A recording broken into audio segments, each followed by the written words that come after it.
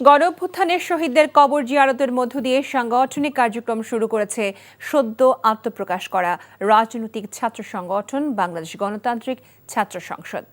সংগঠনের প্রথম কর্মসূচি হিসেবে দুপুরে রাজধানীর রায়ের বাজার কবরস্থানে জুলাইয়ের শহীদদের কবরে ফুল দিয়ে শ্রদ্ধা জানান সংগঠনটির কেন্দ্রীয় ও বিশ্ববিদ্যালয়ের নেতারা। পরে শহীদদের কবর জিয়ারত করেন তারা। কবর জিয়ারত শেষে শহীদদের আত্মার মাগফিরাত কামনা করে দোয়া মোনাজাত করেন ছাত্র নেতারা।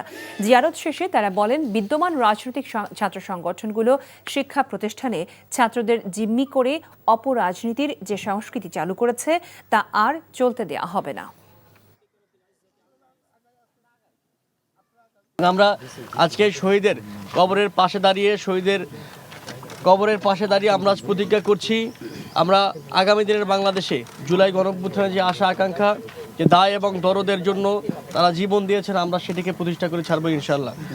সুতরাং এই যাত্রায় বাংলাদেশ গণতান্ত্রিক ছাত্র সংসদের সঙ্গে বাংলাদেশের আপামর ছাত্ররা, বাংলাদেশের আপামর জনতা সবাইকে পাশে থাকবার আহ্বান জানাচ্ছি। আমাদের ভুল হলে শুধরে দিবেন এবং আমরা যখন ভালো কাজ করব আমাদেরকে বাহবা দিবেন।